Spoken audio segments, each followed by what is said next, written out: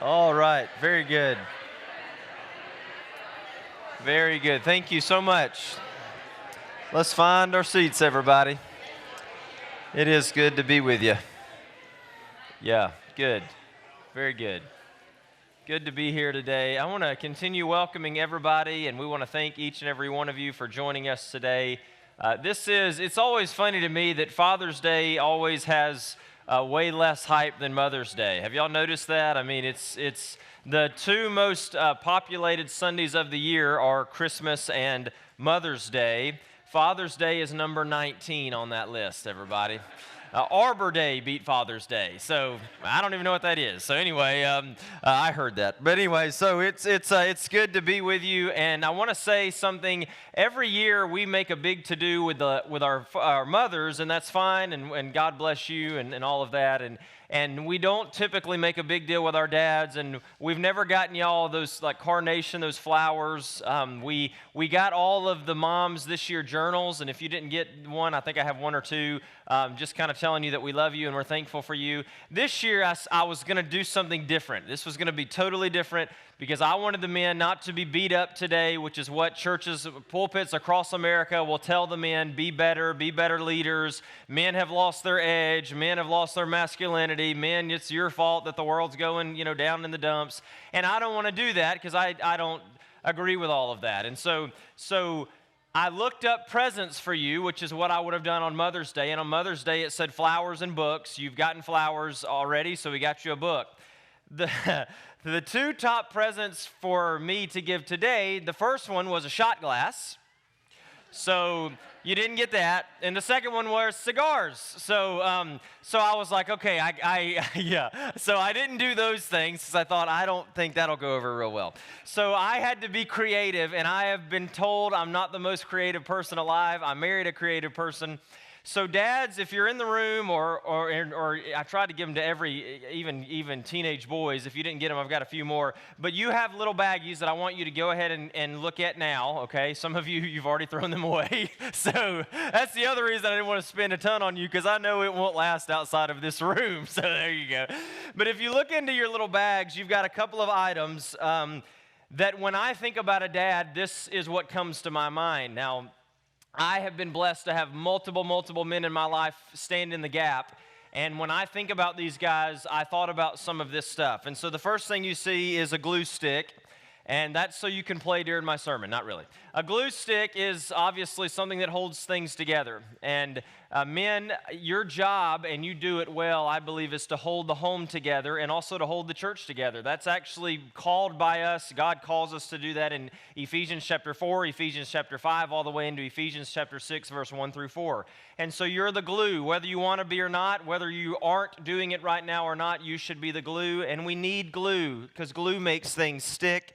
You see a star, or probably a group of stars in there, and that is just essentially to say we look up to the stars. And man, you ought to live your life in a way that we can look up to you, that our kiddos can look up to us, that people in our lives can look up to. And when I look in this room, you guys are all stars. And there's so many men in this room that I look up to, that I strive to not be just like, but to at least try to become similar to. And you're all stars too. You could say it. Yeah, I know it. Very good. All right, I was waiting. You also see a Band-Aid in there, and that's because most of you tell your kids just to rub dirt on it. So I'm teaching you. No, that's not what that is. Band-Aids. I gotta say this. Tim sent me a picture a couple of weeks ago talking about his generation versus my generation. And, when our kids get hurt, it's a big to-do, right? And that's fine. But the picture said it's a little boy that walks up to his mom and it says something like, "Mom, I fell off the monkey bars and died twice." And the mom says, "Rub some dirt on it and keep playing," or something like that. And it's like, I don't know how people in this room that are 50 and older are even alive today because of parenting, but whatever. When I talked to the first time Miss Grace years ago about how they carried kids home from the hospital, I would have called the police on so many of you. Like, we just threw them in the back seat and hope for the best. It's like, oh, okay. So, but anyway, back to what I'm trying to tell you. The Band-Aids essentially are individuals that help take care of us. and you heal us, and you're a part of our strength, right? And so we come to you to be wrapped up tight and to know eventually there may be a scar underneath, but eventually it's going to be okay. And dads, you are the best at that. You may not be the best at doing the cuddling part, but you're pretty good at saying, I know it's hard, but it will be okay. And so those are your Band-Aids. And then the final thing in there are the sprinkles. And that was probably twofold. Number one, sprinkles are really kind and sweet, and everybody likes them.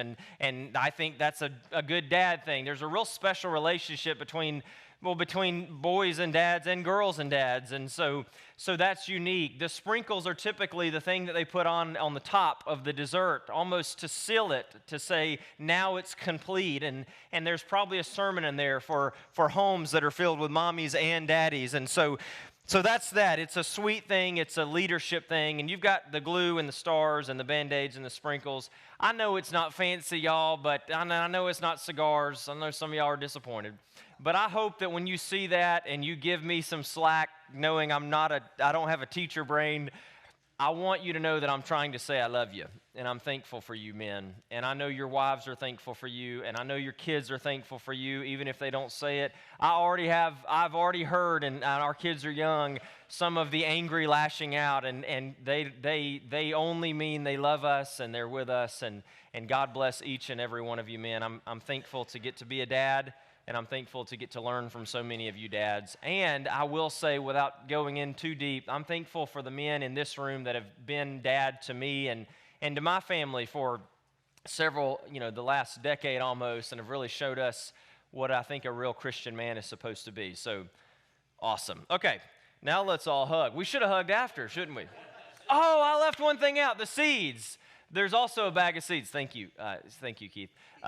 Yeah, that's good. Thank you, whatever your name is. The seeds in there are essentially y'all plant us and give us an opportunity to grow. See, it doesn't flow well now because I already got out of it. You know what I'm saying? But you grow and stuff like that. All right, let's get into the sermon, shall we? Thank you. Yeah, very good. That's good. Okay. So I want to preach a little bit today. I hope that you'll love on the guys in your life that have been there and you'll tell them how much you appreciate them. My day always starts with calling my mama up and telling her Happy Father's Day. And so whatever your situation is, God bless you. I want to tell you one more thing. First off, you'll notice on the screen, I need to say this. It was said in both prayers, but I want to say it again. Just thank you to our VBS crew. I've heard from several people this has been one of the best years we've ever had. I'm so excited about that. If you were here, you saw this area was packed with kiddos. It was super fun. The singing was more fun than I've ever had. It was scary a little bit, but it was super fun. And so I'm so thankful for our team that put all that into place, and all of the skits, all of the people that came and went, some of the people you saw, some of the people you didn't. VBS was really, really a good thing, and so thank you for that. The next thing I want you to see, you'll see on the next slide, is actually another kid event for that age group tomorrow.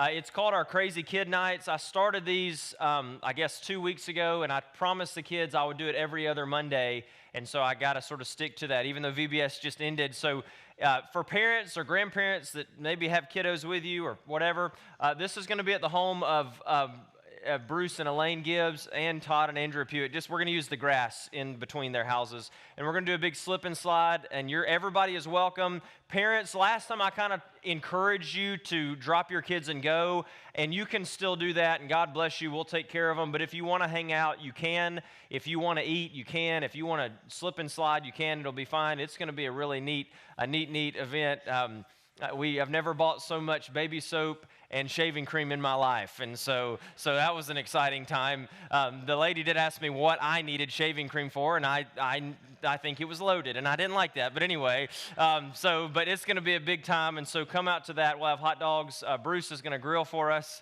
and so that'll be a good thing, and it'll be a fun time. All right. So today, go to the next slide. I want to essentially tell you some things that my papa told me, who is essentially the man that stood in my life for many, many years. He told me if I can learn to do these things, then I'll be successful. And it was not a successful preacher. That's Papa. Some people think that are more invested in the preaching world of the Churches of Christ.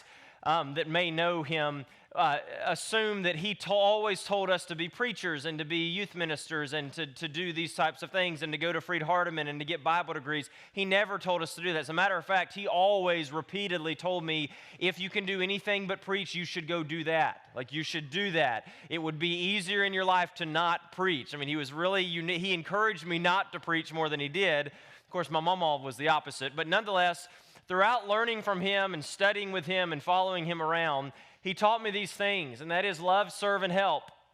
Every single day, love, serve, and help. Love people and serve people and help people. And if you can do that, you can be a successful individual. Matter of fact, you should be doing that if you are a part of the called or a part of the light of Christ or a part of the salt of the earth. You will love people and serve people and help people. And this is so basic. And I can remember even as like a young boy remembering Papa telling me these things, and he always would end it by saying, and remember, always do right. And I thought these were simple and basic, and then I became an adult, and I learned the older you get, the harder it is to love people. The older you get, the less time you have to serve people, and the older you get, the more leery you are of people, and so you stop helping them. And that's so true.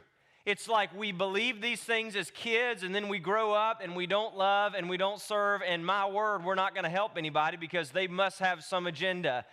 And if you want to be successful, and this is not a call to dads, this is a call to everyone here and online. If you want to be successful, and by that I would say if you want to walk in the light as he is in the light, and if you want to be an individual that lives by the fruit of the Spirit, and if you want to be an individual that runs to God and flees away from the devil, and if you want to be an individual that lives the abundant life and thus avoids all of the other negative lives that is here with the devil to kill you and steal and destroy your life, and if you want to be something more than average, and if you want to be something more than what everybody else is, and if you honestly want to wake up every day and not only say you're a Christian, but live as a Christian, you will learn to do these three things. Love people, and help people, and serve people. Well, that's not always easy to do. And the reason it's not always easy to do is because, well, it's not the most fun thing in the world to do. We typically find ways to do the opposite, but there's something really unique that I want you to see on the screen today, and we don't have a ton of time, but I want you to look at what it says here in Luke chapter 22. It says a pretty unique passage beginning in verse 39. It says, one of the criminals that was hanging beside him, and some of you may be thinking, that's a unique story with Father's Day, and yeah, I know I'm supposed to save this for Easter, but bear with me.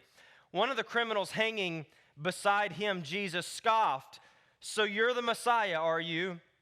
Now, I don't know what translation you have, but if you were to look at this in the original text, you would need to sense, or you would understand that there's a real sense of hyperbole in the middle of this. There's not imperatives, there's not matter of fact, there's not even this like descriptive / derogatory trying to pull facts. It is hyperbole.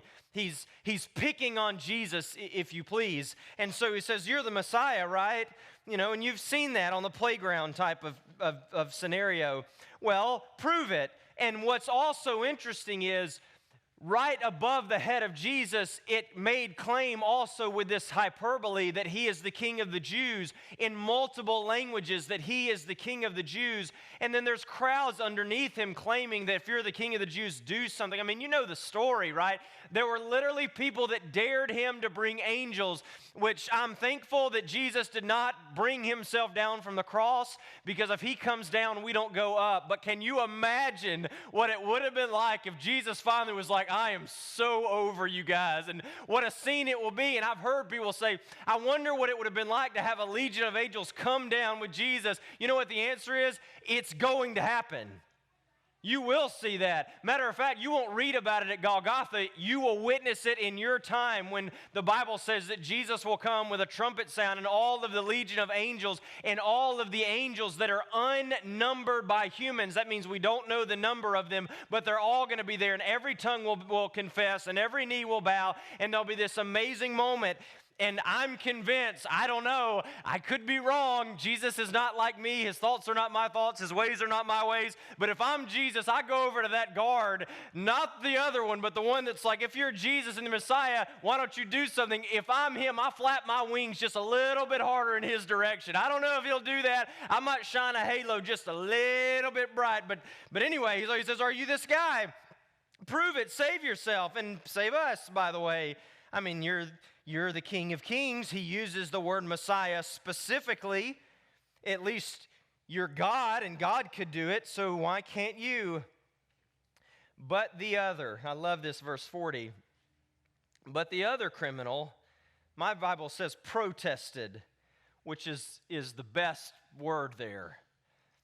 Because what it means literally is aggressively cut him off. You know what that's like, right? You've been aggressively cut off in traffic or aggressively cut off on a ramp, or you've been aggressively cut off in conversation and, well, hey, hang on. Let me just jump in right here. And some people, that's all they know how to do. All they know how to do is interrupt people when they're talking. But that's what is happening here. But it wasn't just like, excuse me 1 second, he was like, you need to stop talking, I'm talking now. And it's amazing that happened because he is also a criminal. Don't miss that. And so he protests, you're not going to speak. Don't you fear God? That is literally this concept of don't you understand that God, Jehovah, is the same person standing or hanging, in this case, next to us, that even when you have been sentenced to die, and we deserve to die because we're criminals, like we've done things wrong, which again, in that moment, he's differentiating between them and Jesus. Don't miss that. Even the criminal on the cross knew that Jesus was perfect, and Jesus said very little at this point. And so then it says he hasn't done anything wrong, and then Jesus responds this way.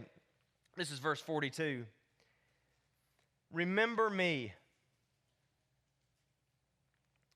Or this is what he says to Jesus, remember me. Remember me when you come into your kingdom. Remember me.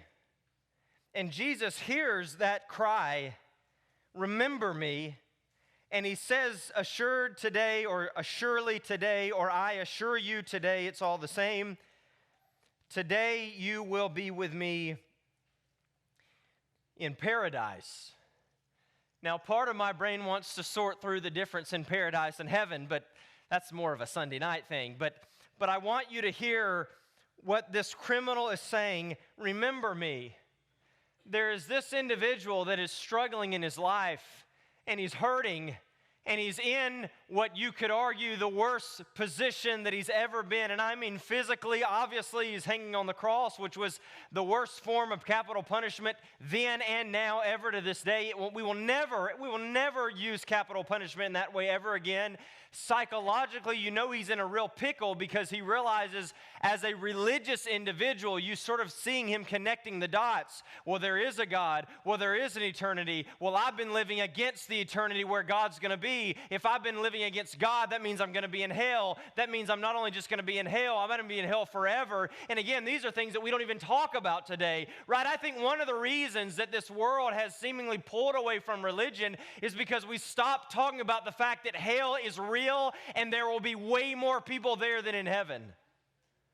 And like that's horrible, but it doesn't change it. Right, I mean, some of these preachers on TV, I want to say, just because you don't talk about hell doesn't mean it doesn't exist.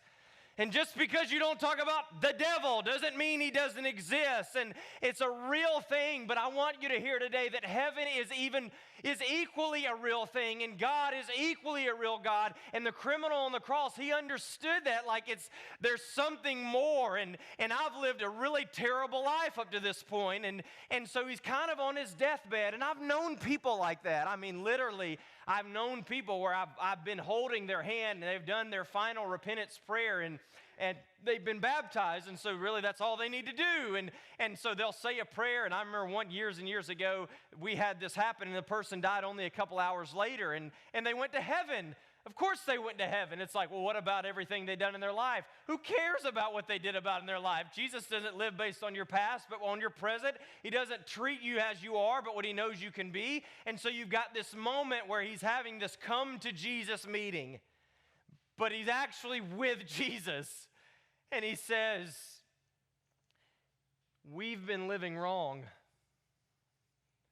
This guy came and he loved people. And we rolled our eyes at him. This guy come and he helped people. I mean, the people that we walk away from. He helped the people that we scream, unclean, unclean. He helped the people that were bleeding uncontrollably. He helped the people that they treated like animals and literally chained up in the city or marketplace square so that everybody could see. And it was this entertainment for people. And Jesus walked up and he helped those people. I mean, he helped everybody. I mean, literally, he had that moment where it seems that he's even trying to help Pilate. I mean, he's at least trying to give him a sense of who Pilate is and who he is. You remember that when they come and take Jesus and our favorite apostle that tried to cut off the head of the guard misses and cuts off the ear. And what does Jesus do in the middle of that? It's like, he could have done anything. I mean, literally anything. And he was probably a little angry. You know, you can be angry and sin not. But he did what he does. He helps people when he was tired and he had nothing more to give. And the crowds were coming in all around him. What did he do? He helped people. When they had no food, what did he do? He helped people. When they had no water, what did he do? He helped people. When the crowds could not see him, what did he do? He climbed on a mountain to help people. When the crowds got more and more and more, and he could not get his words to go out, what did he do? He gets in a boat to help people. What did he do when Peter gets out of the boat and walks on water, which is amazing? And God bless Peter in all of his crazy and all of his brain where he knows he can do anything that he needs to do. I believe of all the apostles, Peter knew that he could make a mountain get up and move. But he goes and he loses faith. And what does Jesus do in the middle of that? Well, he helps him. Reach out your hand. And so what should we do? Well, this criminal on the cross knew what my pawpaw knew.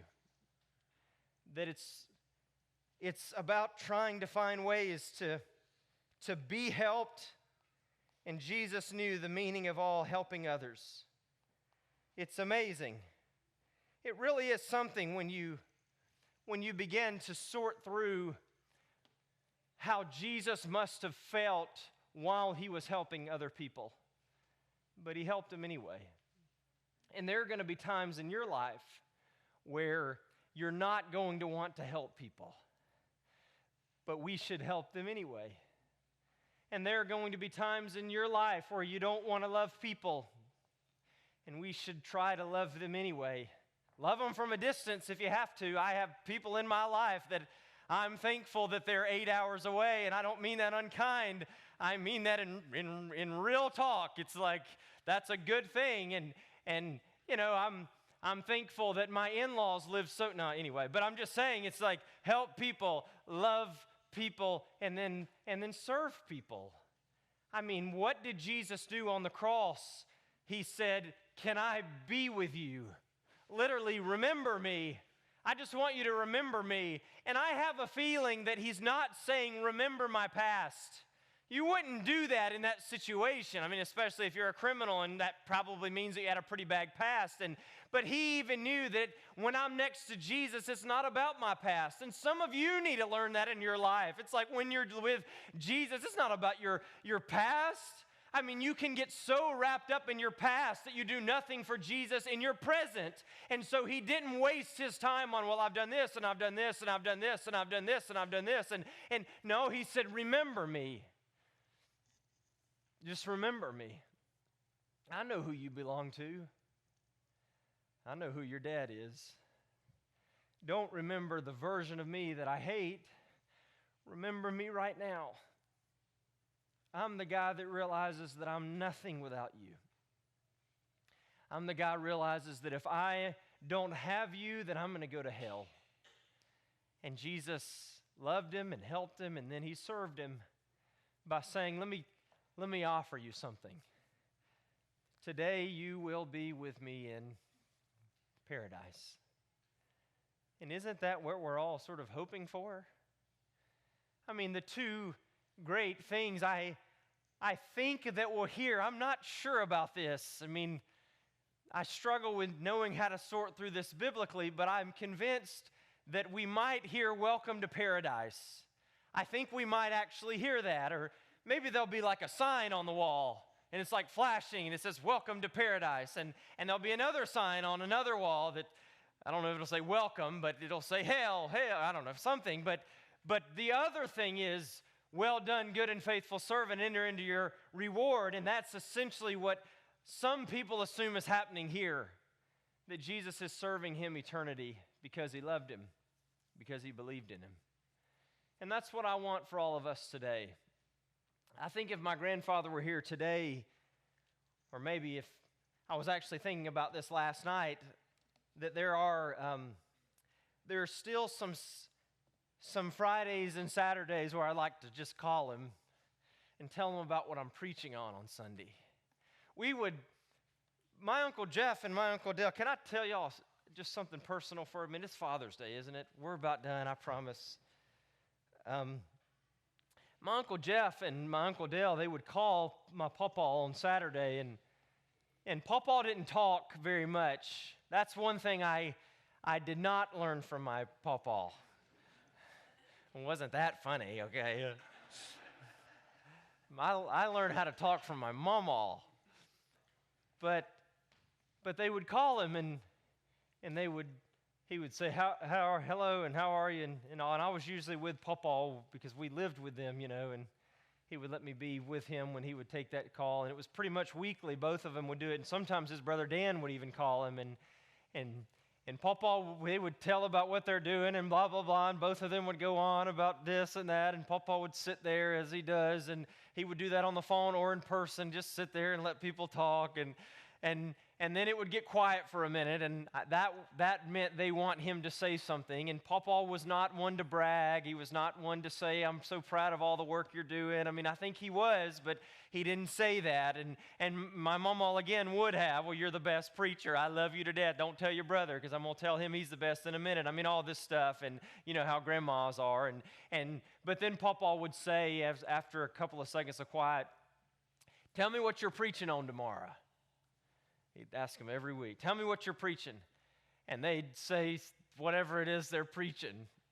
And he'd say, make sure that you use the Bible. And they'd say, yes, sir, we're going to use the Bible.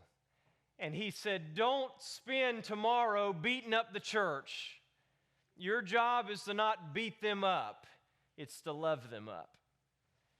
And every week they would hear, just love them. Just help them. Just serve them. And today, I want to tell you that I love you. And this church loves you. And this church is here to help you in any way that you need. And this church is here to serve you in any way that you need, because that's what a family does. When I think about a godly man, I think about a man that loves people and helps people and serves people. I think they do it in their home first. And once they can get their home in order, then they find ways to do it in other arenas of their life. And today, I think if Jesus were here on this Father's Day, that he would tell us that his dad too wants us to just love each other and to serve each other and to help each other. God, we're thankful for these simple lessons. They really are. They're not challenging. Presenting them aren't challenging. Maybe putting them into practice is. The content is elementary at its core, but it's so important and so needed. And I'm thankful for every man in this room for their willingness to be the men that you've called them to be. And you're working on us. We know that, and we ask you as your leaders in the home and in the church that we continue to strive to be the men that we promised our spouses and our children and our friends and our co-workers and our jobs and our everyone in our life. We we pray that you help us to be the men that we promised all of them that we would be. And Father, we're thankful for the friendships and the spouses and the children and the co-workers that you put into our life to help us fulfill that promise. God, I'm so thankful for Jesus and for his willingness repeatedly throughout the Word to always point to you, his dad. That it wasn't about him, but it was about his Father. And today, Father, I pray to you that you help us to live our life every day, not by our will, but the will of you, the will of our Father. And we say Happy Father's Day to you. And we're thankful for all that you do for us each day. We love you, and we know you love us. In Jesus' name, amen. If we can help you fall more in love with Jesus, if we can baptize you, we invite you to come as together we stand and sing.